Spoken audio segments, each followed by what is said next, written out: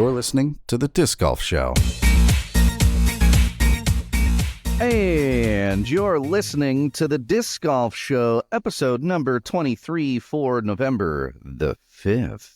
My name is Justin. With me today is that guy. That's me. That's right. All episode long, he's going to be there. Let's hope you pointed the right way. I think I did. I'll just do that in case. That's what you from now on, yeah. Just doing that. Joining me today, that guy. Am I picking his nose? Am I picking his nose? Not quite. No? All right. Well, yeah, just put your head up to this side and then I can, yeah, okay, all right. And show's over. People have turned it off, which is fine. We made it farther than we normally do. Today's show, before we get into the thick of it, is brought to you in part by Final Nine Sports with their two locations, one in Orangevale, one in Rockland. Support local if you can't, support them if you're not in our area, because that's the point. You should. There's all these online retailers these days, and you should support your local shop because they try hard. Well, like we've talked about, your local shop doesn't always have everything. They can't carry everything. It happens. So it happens. You got to shop online sometimes, but yeah, best thing to do is go shop local. Absolutely. All right. So today we've got a jam-packed show full of tournament details and descriptions, and no, we don't. We have none of that. Not quite. Because we're entering into what we call, Nick, Don't say it. Don't say it. You're going to get hate mail. Season. Nick at discgolfshow.com. Nick at discgolfshow.com. It's the off season. Grow up. Is. Yeah. It is. It's okay? off season. I Guys, know. I know. It's the off season. Yeah. You know what we're talking about. Exactly. Play along with. Yeah. Play along with. Or don't. I don't care. So per our last show, we brought up there's that whole argument, especially now that the season's over, right? You have basically the most points that you could make about the GOAT topic, right? And or not even the GOAT topic, actually. This is more about best season ever topic.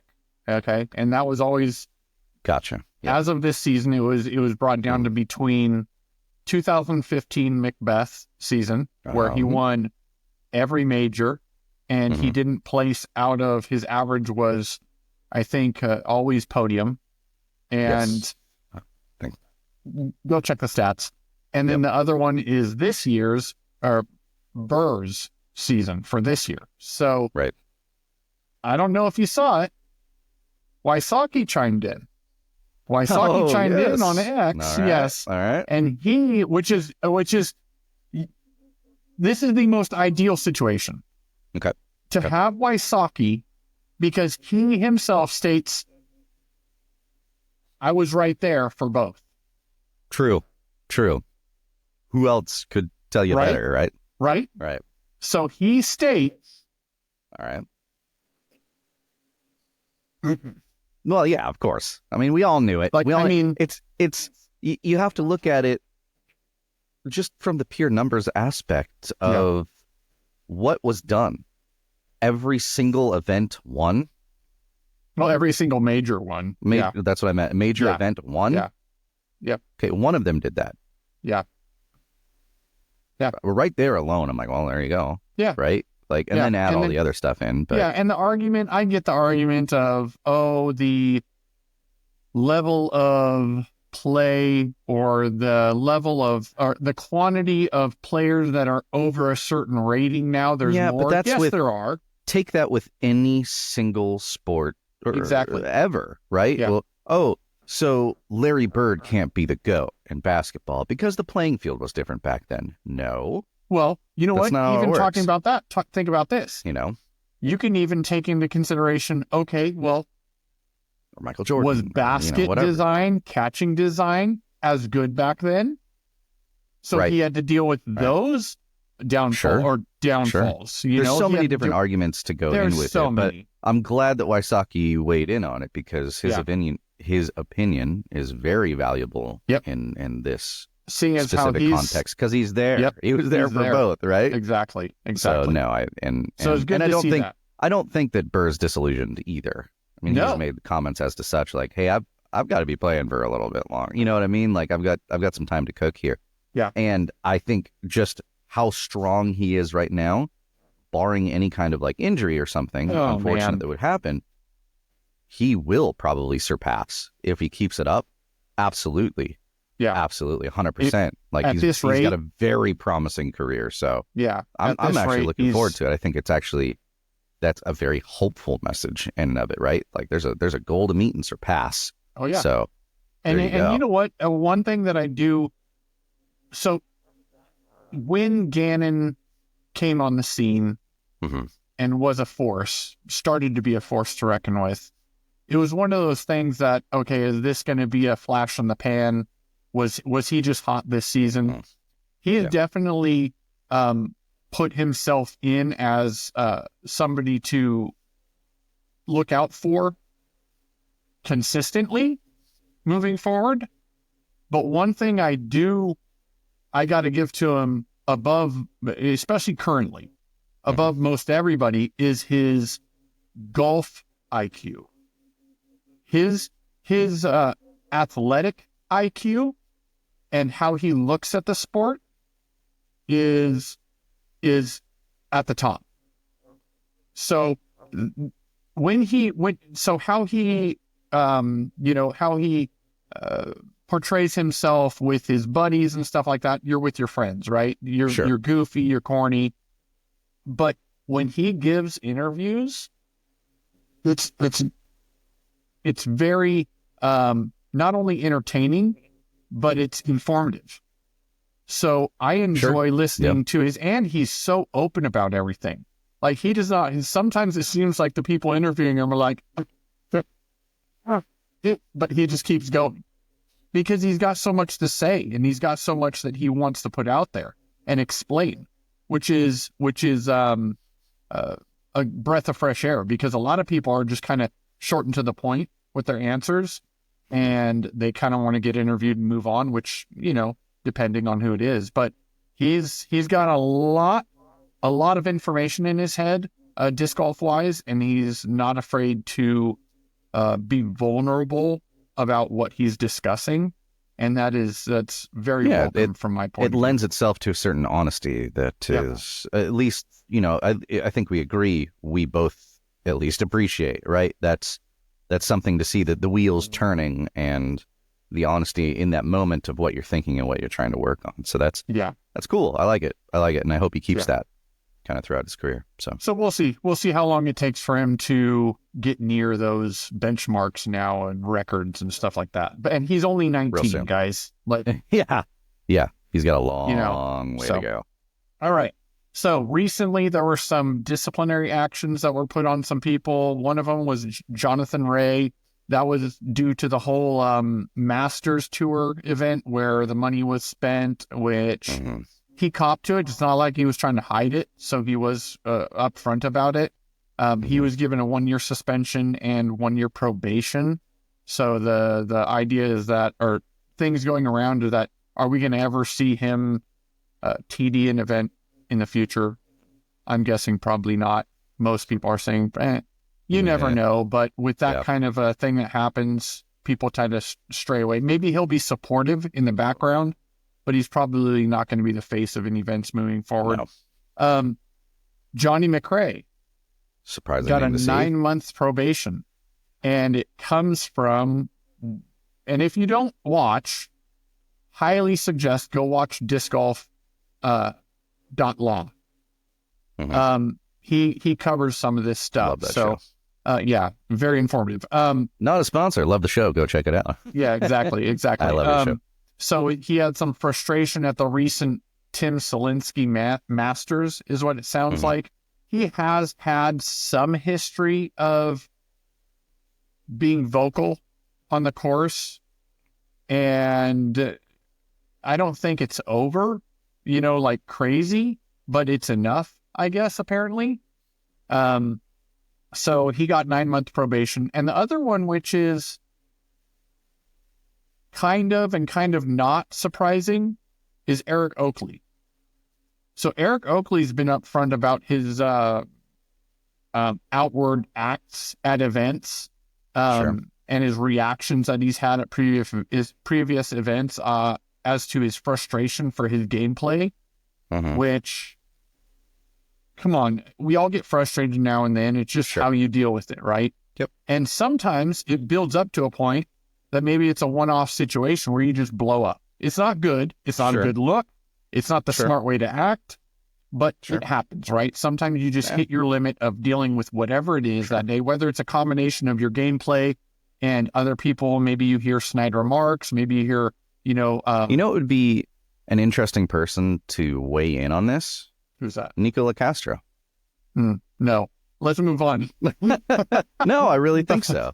I think so. Because if you think about it, who could you think of that's the more emotional, displaying person in disc golf? He wears his emotions on his sleeve for sure. Yeah. And some would say, well, he's probably the most passionate person in disc golf. Yeah. I think he'd be interesting to talk to and get his opinion on it. Just saying. If it could be a civil, calm discussion. I mean, absolutely. I'm not talking about well, the thing is there anybody, but the thing there is that people who tend to have those tendencies they can take things personal instead of looking at it from outside and addressing any questions without taking it. Right. It's tough. And it's no fault on theirs. It's just how a lot of people react. And the discussion is, at least to me, where's the line? Where's the line between people are human, right? You see golfers smashing golf clubs, rarely breaking them over their legs, right? But it happens. Yep. Do they get suspensions and fines for that? Maybe. I think they probably get fines for that. Maybe, probably. Right? But where's the line, and what's the amount? And is a probation or a suspension or a fine? Where is the line on all of that? How is this decided at these certain levels, right? What's the rule book or the lines that are drawn in the sand, if you will? What are those? I'm sure they're somewhere. Yeah. I haven't seen them personally because I haven't really looked for them, but I'm sure they're somewhere. What are those? Are they appropriate? Should there be more? Should there be less? Well, this one was interesting because he gets 12-month probation, and it's unconfirmed as to some of the reasons were when you get called or not even called, but just seen. So it's not even official being addressed officially, stuff like that. So that again, that one's not completely open as to we know all the aspects of why he got probation or why he got disciplinary actions put on him. But anyways, and to be clear, I'm not saying there shouldn't be. Yes. Right. There definitely should be, but where is the line is what I'm saying, right? Even in exactly. Hockey, you're getting, penalized for instigating and stuff. There should be, but what is it?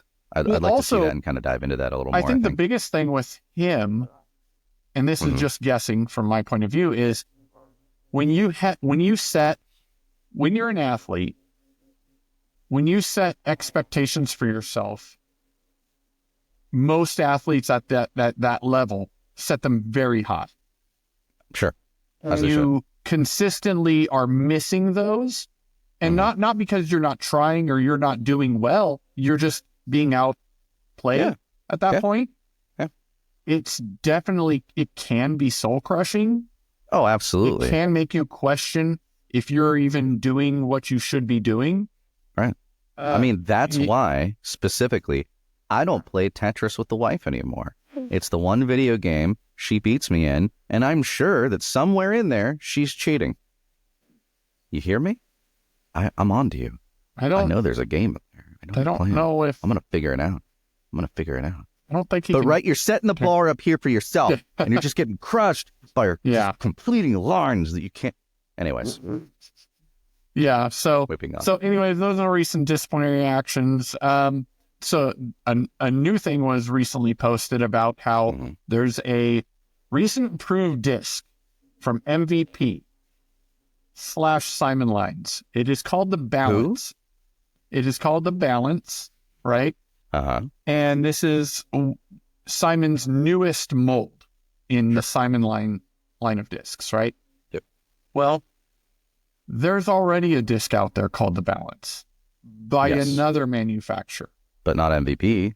Not MVP. Now, MVP, however, we'll put in the links a link to, actually, you can just go on mvpdiscsports.com, go to their news section, and they did a blog post of statement on the Balance. We also shared it on our socials. Yeah. But basically, they're kind of stating that they have open trademark right now that they're trying to clear on that name, and it hasn't been completed yet. But it was applied for back in 2023. See, this would be a really good conversation for discgolf.law because I bet you he's got one coming up. As I understand it, you can't trademark like common names like that. Like I can't just create something called, I don't know, the car, right? Like the MVP car, and now I've trademarked car. You can't use car in your name because car. No, you can't do that. Balance is a common word. Simon line Balance. Sure. That's very specific. And I think where it runs into an issue is if there's going to be confusion.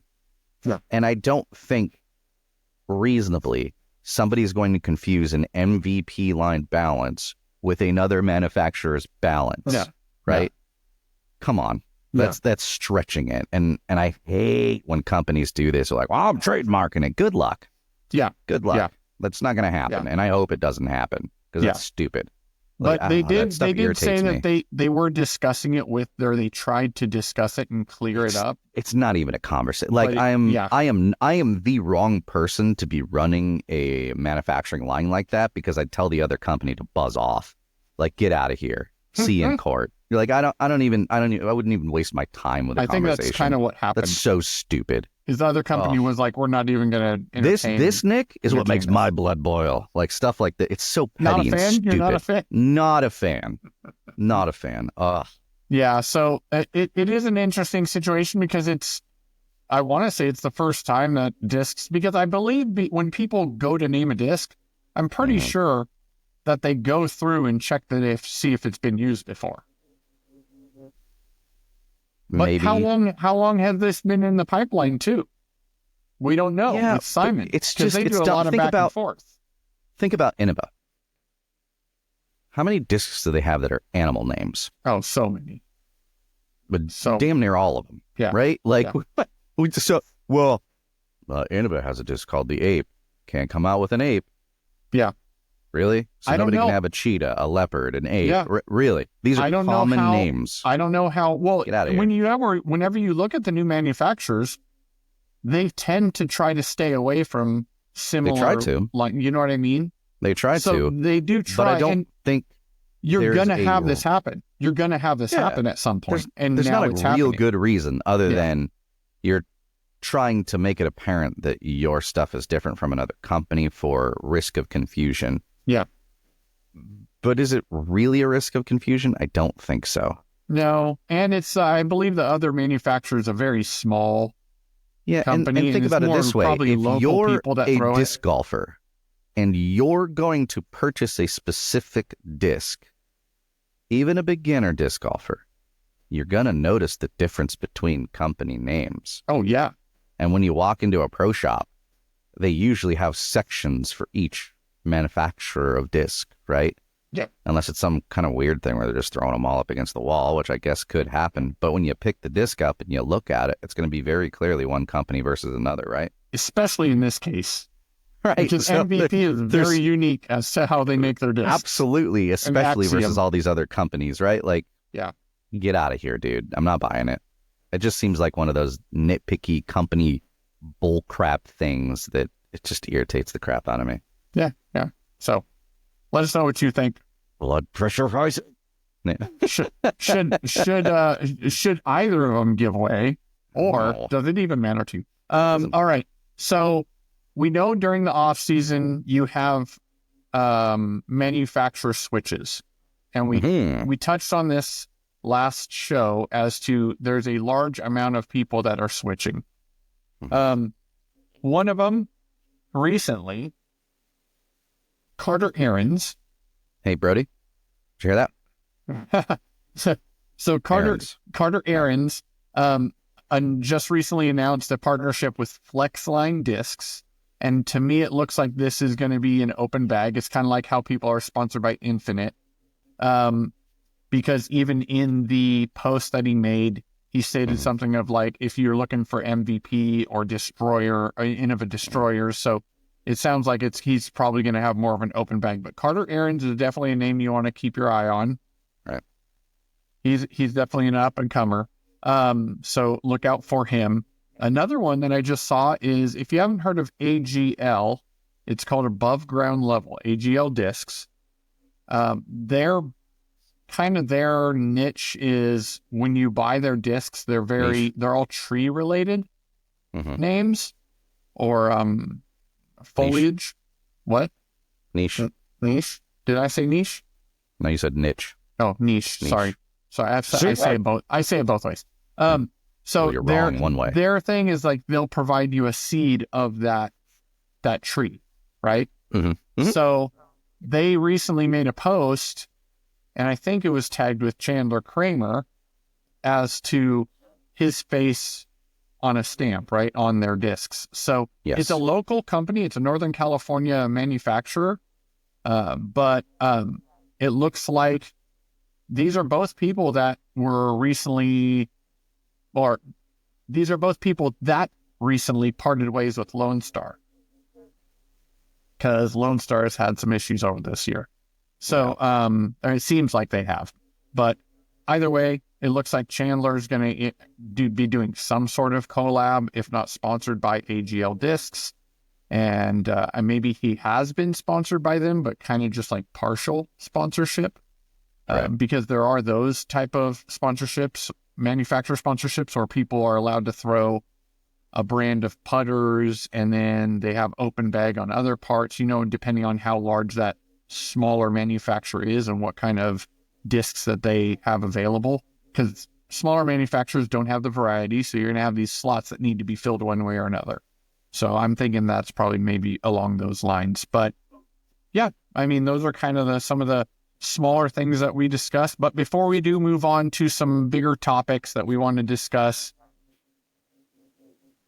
Justin. Yes. Can you tell the people what to do? You need to go and hit that subscribe button. And think about it. You can always unsubscribe later, but it really helps us out if you can just hit that subscribe button. Pushes us closer to that goal and doing a massive giveaway. So help us get there. Hit the subscribe button. Thank you.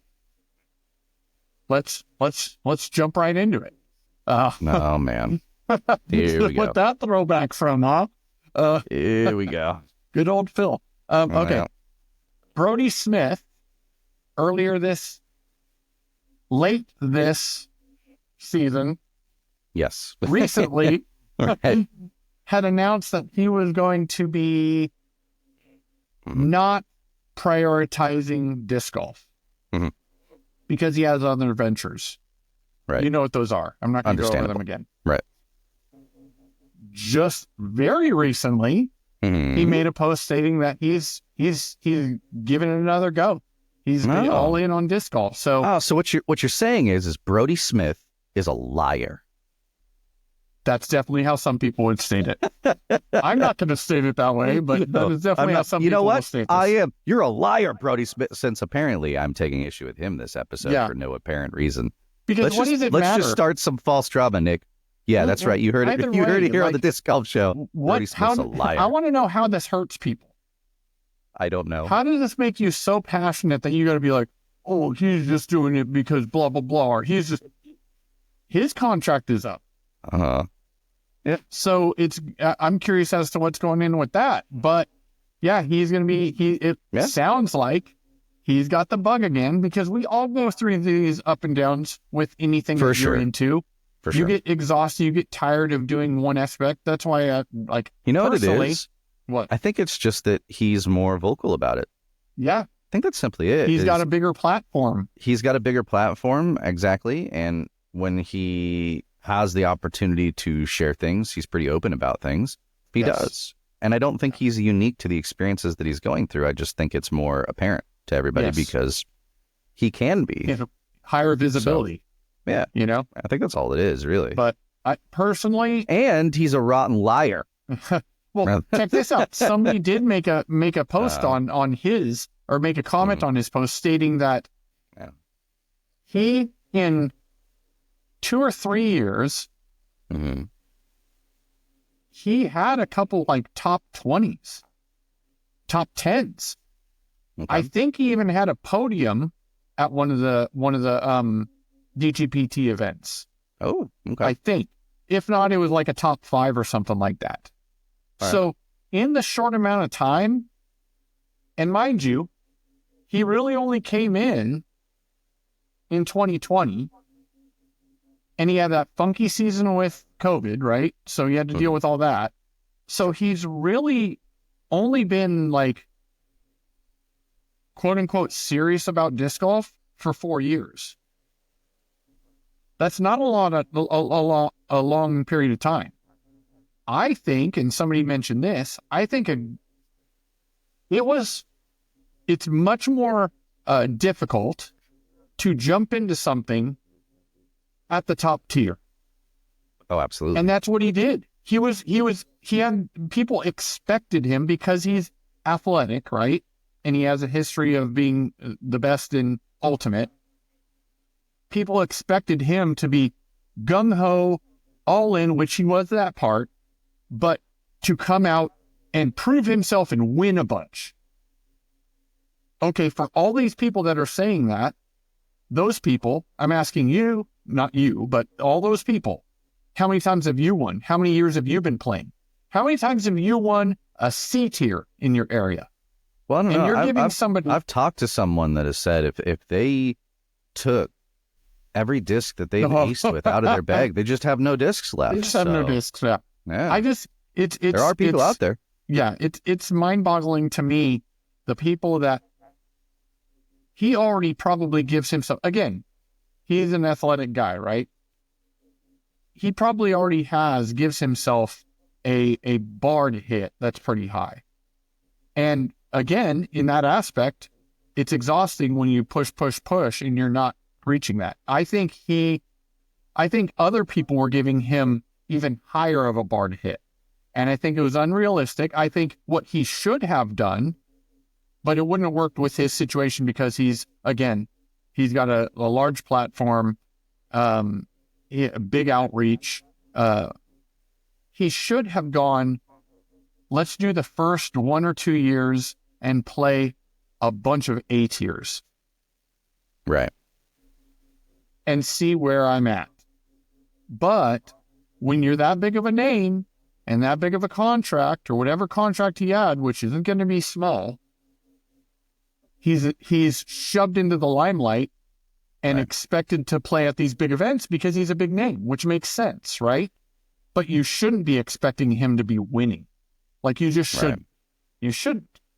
So the steps in which he came into the sport, I think, were much more difficult for him than it has been on a lot of other people. And people whine because, there's so many other people that are more deserving. Oh, so you're telling me that all the years of him building his brand, right, mean nothing just because he hasn't been playing disc golf his whole life? Play better. Sorry. Yeah, I guess. Yeah. If you've got that harsh of an attitude towards him, go play in open. I bet you most of those people are not playing open. Yeah. Well, I think most of them are at best playing AM1. A little bit of an unfair comparison because they're not top tier athletes and they understand that, but that's what they expect out of top tier athletes. But and I'm not saying that he's a top tier athlete in ultimate. Sure. I'm not saying that they're correct in that assumption. I'm just saying I think that's where it's coming from. Like, well, he's a top tier athlete, so he should be able to transition over to this other sport that's very similar. Which is crazy. and just be top tier, right? I mean, I think the comparison is like, oh, well, you take a Michael Jordan who's top tier in basketball, you throw him in baseball, and he's immediately top tier. Oh, wait. That's right. Oh, wait. No, that didn't happen. Well, if you take a really top tier, UFC fighter and you throw him into boxing, he'll just be, oh, wait. No. Oh, yeah, no, that rarely happens too. Oh, weird. It's weird. I don't know. It's almost like there's different qualities in different sports that make them a unique sport from one another. It's almost like that. Weird. Almost like that. It's weird that happens. Yeah. That's so I am curious as to how committed he will be this year. How many events is he going to have a full season in 2025? I'm excited for him. If he's too. all in and he's like gung ho about it, great. Yep. I would rather see somebody happy and enjoying it and doing it versus like, I don't want to watch that. Yeah. I don't want that for somebody else. Like, I'm glad he's happy and all in on it. That's good. Yeah. Awesome. I can't wait to see what he's going to do. Exactly. A couple quick notes here. Talking about big names. Dylan Cease. Dylan Cease is, if you haven't heard his name, which you probably should have by now, he's the one who was on some of the celebrity disc golf events that they've held over the past few years. He is a MLB pitcher, recent no-hitter pitcher, and he's a disc golfer. And he's hooked up with McBeth. They're the ones who brought you and purchased out Olympus, which is the chess.com course. Yes. They're the ones who saved that course from getting removed. McBeth and Cease, are bringing back, and I don't even know, you might not even remember this if you haven't been in disc golf for a while. They're bringing back the brand Supreme Flight. Yeah. Because Supreme of Flight. The links that, sporting athletic links that what? That's real close to Supreme. The brand, the red, the red and white, I think it is. Did you copyright? Man, you better. That word. Supreme. That word. They added flight, so it's okay. They added flight, it's okay. Okay. So that brand is coming back with McBeth and Cease. Also, Dylan Cease has recently announced that he has now become part owner of Brixton.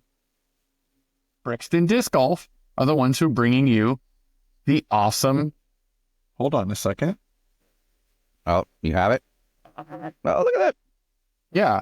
So, the disc golf cards. And on that topic, I don't know if you, for all you haters of Brodie, you'll love this. Those boxes are just now, if you haven't received yours, you should be soon. But I got that yesterday. And as of, I want to say Friday, might have been just this weekend, Brodie he has his Dark Horse sports cards, right? Where he rips packs sports. Well, he's another aspect of where he's introducing disc golf to other people, because the majority of the people that watch his channel are football, basketball, baseball card lovers, right? Mm-hmm. He went on and I wasted so many hours watching it. I stayed up too late. Wasted? I'm offended on his behalf. It's not a waste for me because it was fun to watch, because it is. It's that like gratification thing of like, ooh, what's coming next out of this next pack, right? And then but he kept going near the end of the stream on whatnot. Mm-hmm. He kept going, I can't end like that. I just can't end like that. Should we open another box, guys? Should we open another box? And of course, everyone is just like, yeah, let's do another one, right? And then the way it works is people buy that box and he unboxes it and then you get that. So he's revealing, but you get it, right? Perfect. Yeah. And then he was selling like packs separately, and then the way you would get certain things, he was doing different ways. It was it was pretty entertaining. Yeah. But he had behind him 6 cases of these boxes. These boxes retail right now, I think it's $79.95.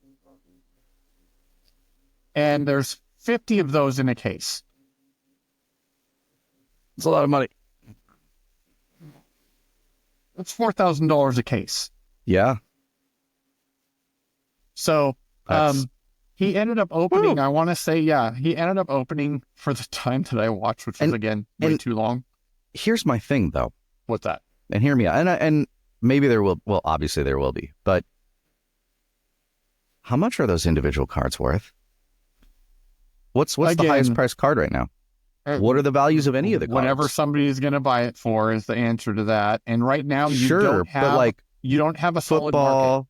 Baseball, basketball, all of these like cards that you can get right now, Magic cards, Pokemon card, they all have values. Yeah. So when you buy a pack or a box or a case or a pallet of cases, there's a certain expected potential value, I guess I should say, that you could recoup. Ooh, like only people like Brodie Smith would be getting out there getting cases right now, because what's the potential value of any of those? No idea right now. I know there will be a market. I'm not dumb, but there'll be very few of those type of purchases. Maybe you buy a box just to see and kind of speculate, I guess you will, on purchases, or just collect them because you want to collect them. Yeah, I've seen a couple people with a case in the background, so that's still $4,000 for a case, and that's just one case. And there's 8 packs in just one of those boxes. I mean, and if there's you got 5 cards per pack. So if you got there's like only FU 40 money, cards, then okay. Yeah, but I ain't. Well, think about that. There's only 40 cards in this. At most. Yeah. Because some of them, every once in a while, you'll get those really, really thick ones with like disc pieces of discs or apparel. Which, super cool. I even love those like baseball one where you get like little bits of jersey or, I like this. So. Yeah. Good on you. 40, that's $2 a card is what you're spending.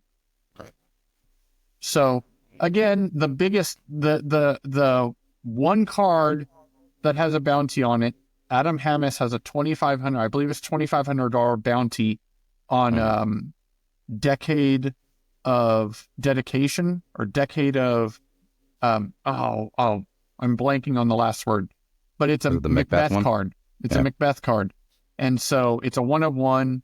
And Adam Hammis, before these even got released, put a bounty of $2,500. So if you hit that card, contact Adam. But I think some of these, some of these are signed. Some of them have the event-worn jerseys or discs that were used that are cut up. So those ones could definitely fetch a decent amount. For sure. So those ones, yes. But again, like you said, the market kind of is only limited to really old small runs of small companies that did some cards back in the day, as well as the most recent one was the Golden Era series from Brixton. Right. That was a shorter run than this, and those have some value. But there's really not enough to have a consistent idea of what all these cards will go for. Obviously, if you're a fan, they're worth more to you. Sure. But that is going to be interesting because Brixton is basically creating the market here. So this is one thing that I told them. It was like, I'm really excited for what Brixton's bringing to disc golf because this is a whole new collectibles market. Sure. Yeah. So I love it. It really doesn't take up a ton of space. It really hasn't been tapped into too. So from a business standpoint and they're doing really cool stuff. Like the cards that they're making, the ideas and the looks of them are really nice. So it's not just like cheap, cheesy little put it out there and let's just get money. They're putting thought and effort into the design on these cards, and I love the design aspect of these. So I appreciate any thought that goes into making something look visually better and stuff like that. And they have Wonder Bread style cards, so the Wonder Bread stamp, Right. They have a Brixton background. They've got a Throw Joe's, which is kind of like Hawaiian themed background. They've got the Tokyo and the Midnight Tokyo, which are the ones that people really want, the black version of the Tokyo. And they got the sign, the articles, and all that stuff. So, and then they have one's funny is, I think it was called Unscripted series, where they give the athlete 4 cards and they can do whatever they want on them. And one of them that Brodie pulled was Buhr, and it was him, and he drew a dog, face, a head of a dog on it. And then Garrett Girthy has one that says Hole. Somebody pulled it, and it said Hole on it. And that might have been on Brodie's as well. But I think it says Go in the Hole is his 4 words on his. So, yeah. So, if you got a box, let us know. You can post your video of opening it and tag Brixton Breaks, I think is what it is, and you're entered into a giveaway. So Right. Big shout out to Brixton for bringing this to all of us. I'm really, really excited to open the one that I have here and possibly more.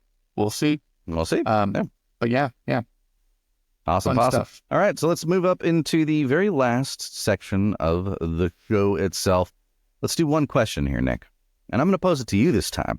I know it's usually the other way around, but let's do it this way.